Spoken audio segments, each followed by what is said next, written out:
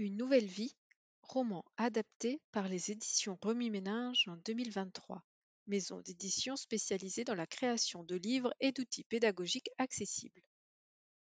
Ludivine Père, psychologue, Sophie Moroni, ergothérapeute, et Marie-Claire Brochard, éducatrice spécialisée, travaillent toutes les trois au contact d'enfants ou d'adultes en situation de handicap. La rencontre avec Emmeline Roll, des éditions Remue-Ménage, leur a permis de concrétiser ce beau projet. Jeune professeure des écoles, Juliette vient d'emménager en Bretagne pour occuper un nouveau poste dans l'une des écoles de la belle ville de Saint-Malo. Une nouvelle vie commence pour elle, pleine de surprises et de rencontres. Elle va monter des projets pour ses élèves, créer des amitiés sincères et même tomber amoureuse. Tout être humain recherche l'amour.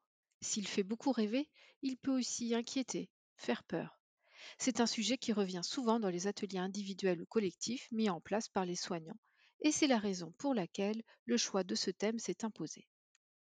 Ce livre est destiné au public peu ou non lecteur, porteur d'un handicap ou de troubles cognitifs, personnes âgées ou fatigables, personnes allophones, en bref, tous les publics cibles du facile à lire.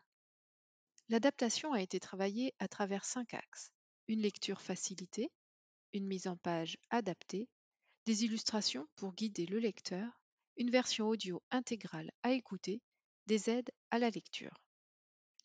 Une lecture facilitée grâce notamment à un nombre de personnages limité, un récit sans aller-retour dans le temps, pas de sous-entendu mais un vocabulaire varié pour traduire les émotions, des chapitres très courts.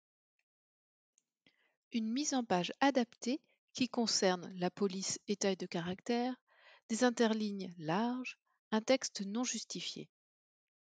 450 photos permettent de suivre l'histoire de bout en bout. L'histoire peut s'écouter de façon intégrale ou par chapitre grâce à des QR codes. La version audio a été conçue comme une véritable aide à la compréhension. Des aides à la lecture avec une présentation des personnages, un résumé à la fin des chapitres avec des mots-clés surlignés et des idées de sujets de discussion.